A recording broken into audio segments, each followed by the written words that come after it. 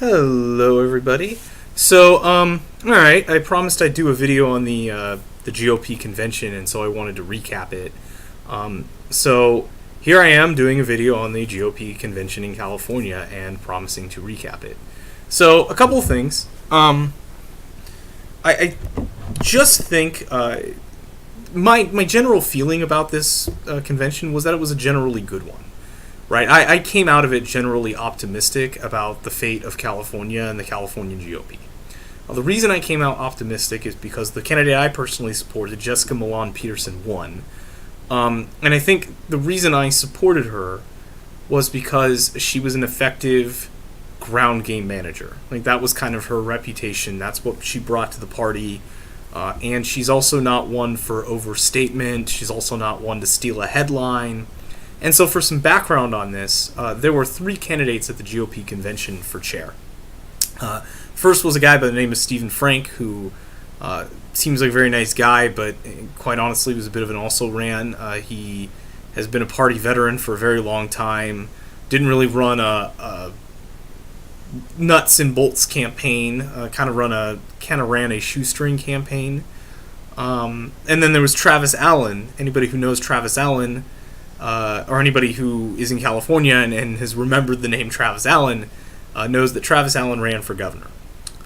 And he ran for governor in what's called the jungle primary. It's everybody for themselves, top two vote getters. That's kind of the point of Prop 14. But he lost. He lost to a guy named John Cox and Gavin Newsom. Right? They were the first two to get out.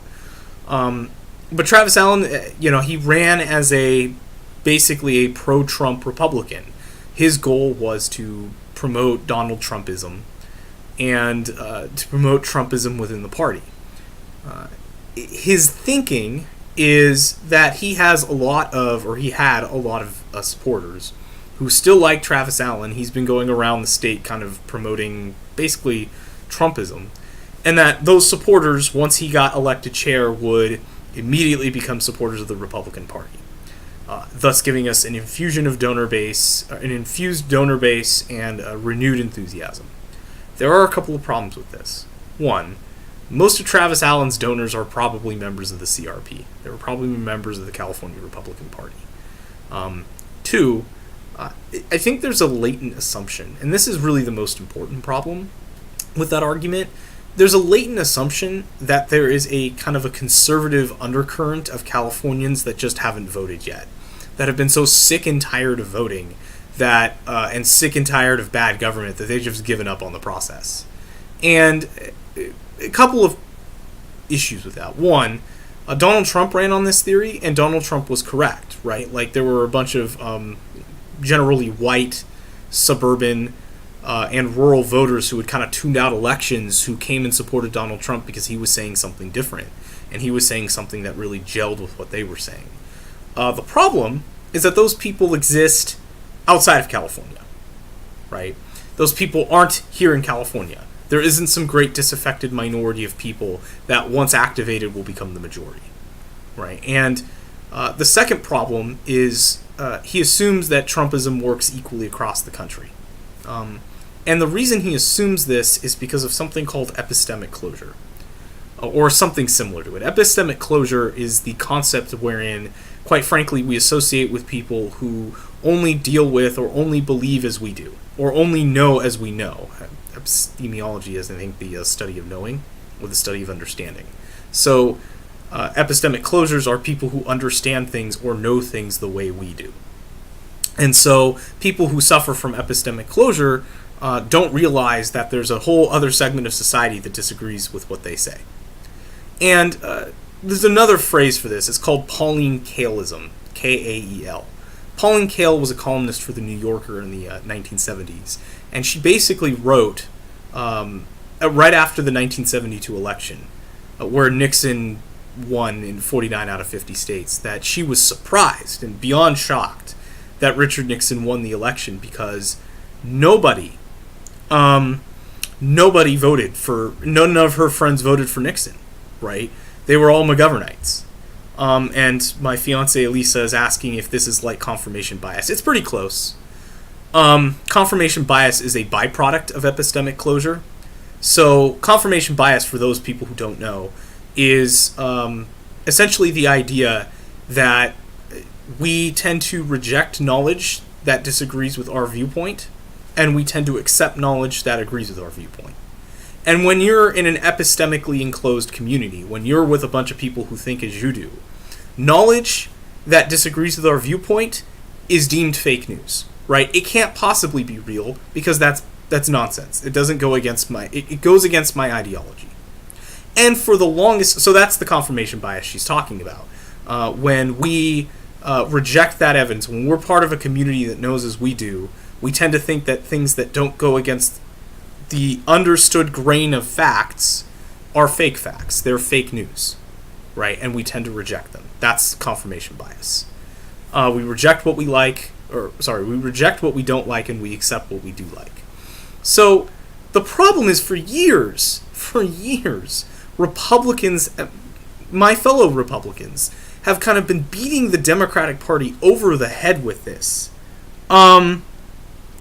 Yes, that's funny. My fiance says, I like circular reasoning because it is round. Yes, I like that. Anyway, so Republicans have been beating the Democratic Party over the head with this. As a matter of fact, Nixon coined the term the silent majority. Right? Anybody who doesn't know what that term means, the silent majority is a term that means that there is a wealth of people, so many people, that they effectively are the majority of Americans, or at least the majority of voters, that don't speak out on politics, but yet nonetheless have very strong passions on politics. And that those people are the people you want to reach. And for years, Nixon and the GOP kind of trotted this out often. And the reason they trotted it out is because it was true, right? Think about the time of Nixon. We're talking Vietnam War. Who are the people that were most vocal on the Vietnam War? Anti-war protesters. People who opposed the Vietnam War. Well, here's the problem with that.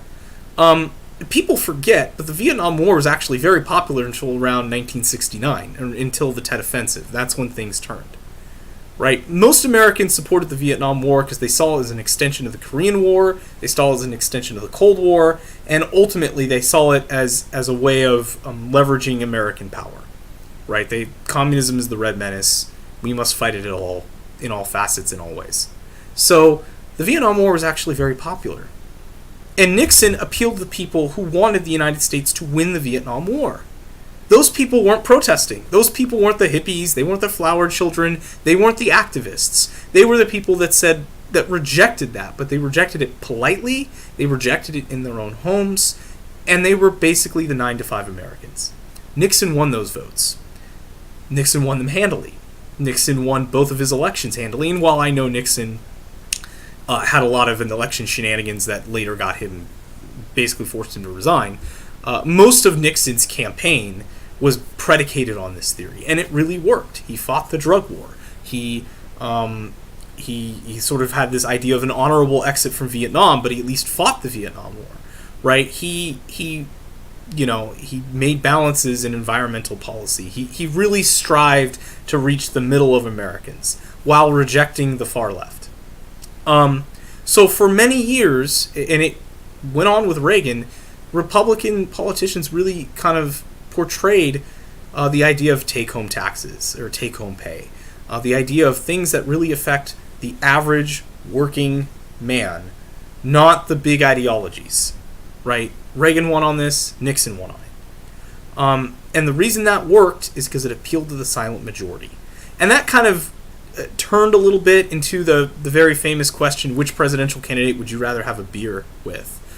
Bill Clinton did a great job of making himself appealable, right, to that silent majority, because he seemed like a down-home guy. He promoted a third way, a centrist Democratic Party that rejected the new left. And he won. He won fairly handily.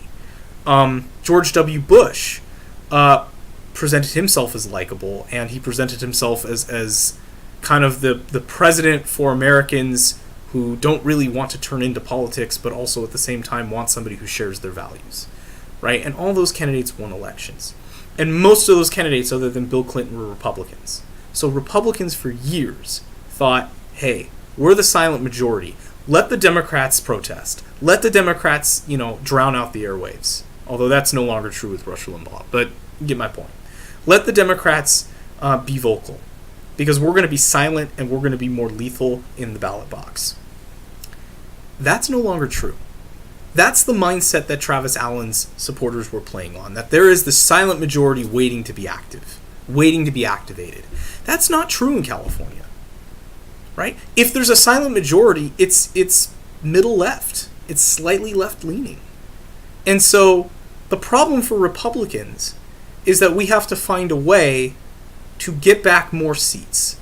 It's not necessarily about becoming a majority party. We haven't been a majority party in California for, I want to say, like 3-4 decades, right?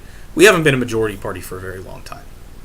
So the challenge we have is appealing to the center left, right? That's not the challenge the National Party has. The challenge the National Party has is appealing to the center, right? And then turning out the right. Right? The National Party appeals to the center right. The National Party appeals to the hard right, for the most part, right? It's the center in America, but it's the center left in California. Our center of politics has gone in this state center left. So we have to appeal, and we have to message ourselves in a way that will appeal to the center left voters and basically persuade them that the Republican Party is the better vehicle for their interests over the Democratic Party. And Travis Allen would have sort of eschewed that strategy by basically promoting Trumpism. The president's not popular in California, right? He's the least popular California Republican to run in California that I can remember. He's toxic to the state, right? He may not be toxic federally. Like, I think if you're in Ohio, Iowa, Minnesota, I'm playing up Donald Trump, right? Same thing with Wisconsin, right? He clearly is a boon to the Republican Party in those areas. He's not a boon to the California GOP. So we have to reject Trumpism, or at a minimum, if not rejecting Trumpism, to at least make some sort of ignore it, right? And that's kind of the first thing that our chairman, that the California GOP needs to do.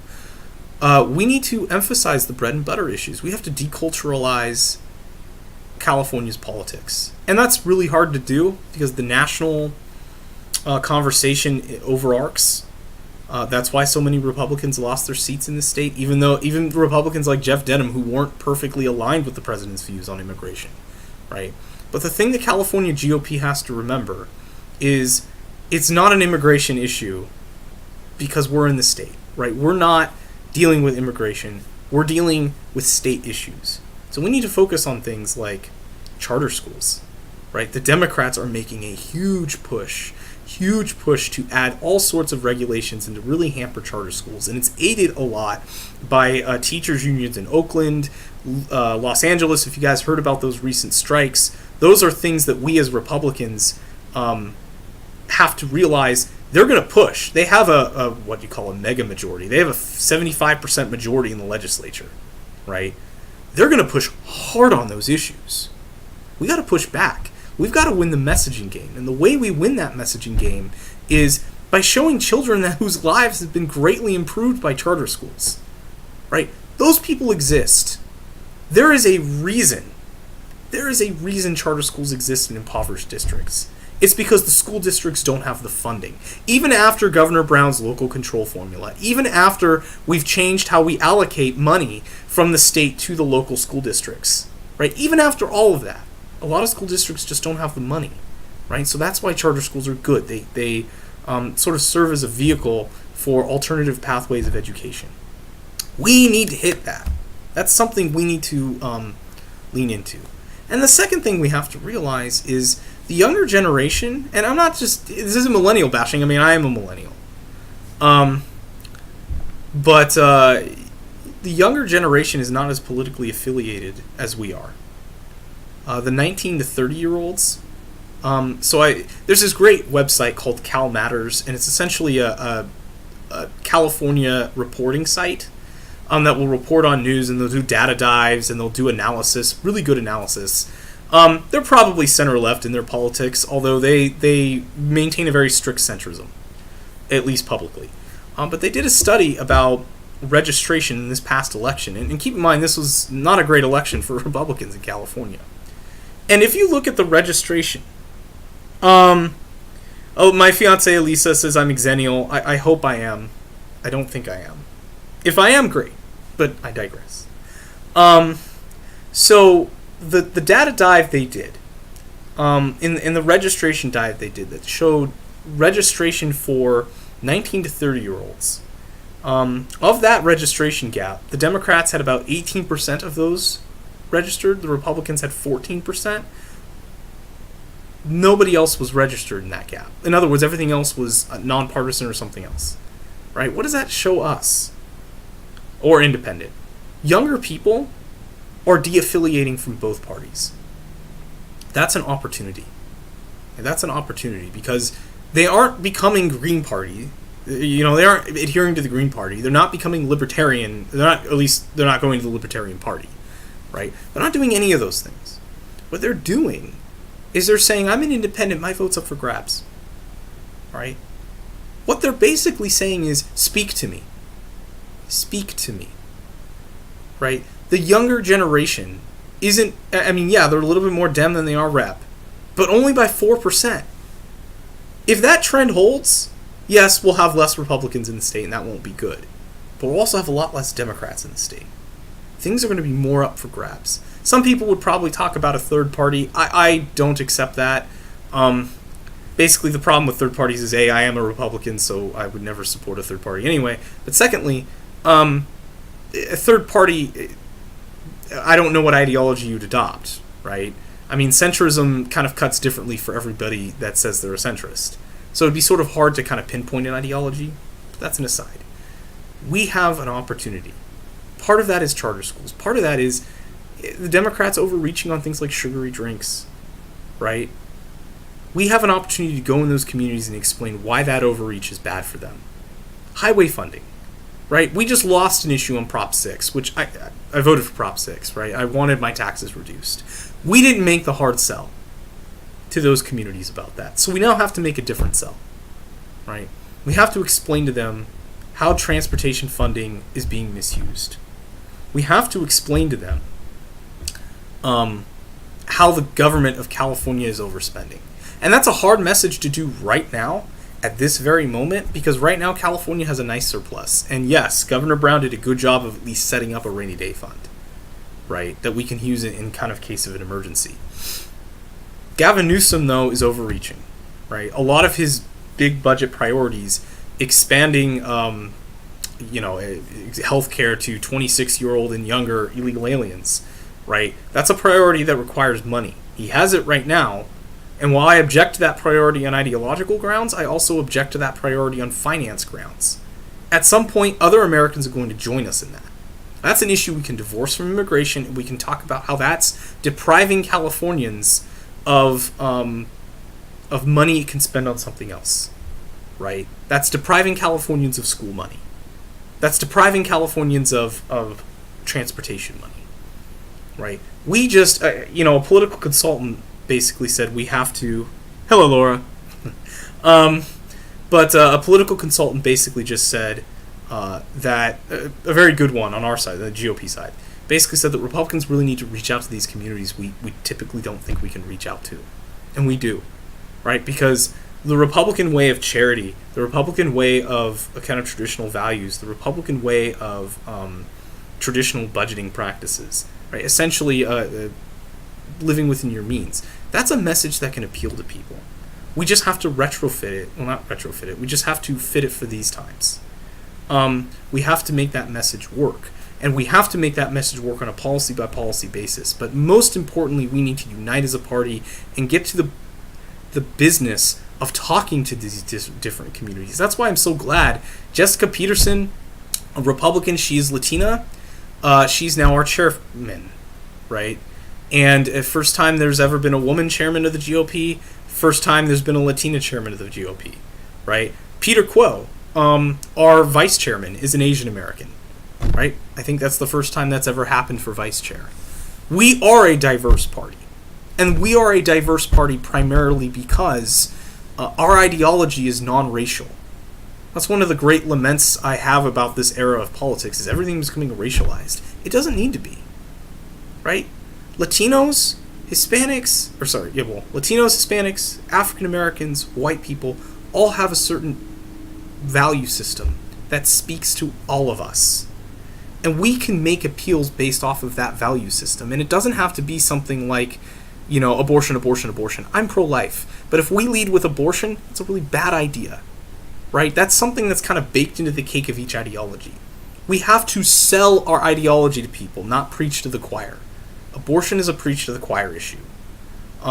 Things like crime. I'm a defense attorney, right? So a lot of the criminal justice reforms that have come out have been things that I've been able to utilize. And some of them, to a certain extent, have been needed, or they respond to questions that need to be asked. But things like bail reform, a so-called bail reform, all it does, it basically just gets rid of bail. There are a lot of problems with that, right? Like that is an issue that we can drive people to vote Republican on. If we make the selling point, if we explain how these things affect their communities. The one thing the Democratic Party is really good about, is showing the human cost of policy. We do a bad job about it. That's why Republicans now hate free trade, right? Because we don't do a good job of showing how free trade has made people's lives better. And holy crap has it. We do this thing, though, as a state party. We need to show why our way is better, right? Zoning, development, those housing, all those are going to be a big issue. And while Gavin Newsom is saying we need to build more houses, and that's sort of universally accepted, right and left, how he's going about it is by basically imposing fiats on specific communities to do basically what he wants, right? There is a better county-centric way. Lisa, my fiance, makes an excellent point. A message needs to be purpose-driven, not party-driven. And as a party, we have to drive the message that these things must be done for their own sake, right? When we're talking about local control over housing, that's an inherent good. It's an inherent good because it's very communitarian in nature. It allows communities to determine the course of their own development, right? When we talk about adding more houses, that's also an unqualified good, right? And yeah, in many situations, especially because, like I said earlier, we have to appeal to the center-left, we are Republicans, but it's more about the message, not the man. So we have to be very, very careful about how we approach this stuff in the future. But there is an opportunity, right? If we reject identity politics, if we reject culturalization of politics, and come up with common sense solutions that we can explain to each and every one of our communities, right? And we can do it in a way that emphasizes the message and not the man, then we're going to do all right. We're going to become a force again. So I'm happy because I think Jessica Patterson understands at least part of what I'm saying. And I think other people understand what I'm saying. And I think we have that opportunity. Right? I really don't think we can go much lower. I don't think Travis Allen was that man. I think Travis Allen is more man-driven. I think he's more party-driven. I think he's more ideology-driven. And while ideology informs all of our decision-making, it has to inform it in a practical way, in a way that appeals to people who don't share any ideology. The non-ideological. If I had to guess, the biggest block of liberal, conservative, anything is non-ideological, pragmatic, practical. People who don't care about broad visions or big science, big futuristic ideals, right? People who care about how much bread they're going to have, what this does for them, right? And we have to sell that message to them, right? And so as Republicans, that's what I think we need to do. But I think also as good policymakers, I think we need to do that. Because I think we will eventually get back up on our feet. And it may take some time. A lot of what I'm saying, California's going to have a surplus for the next couple of years at least, right?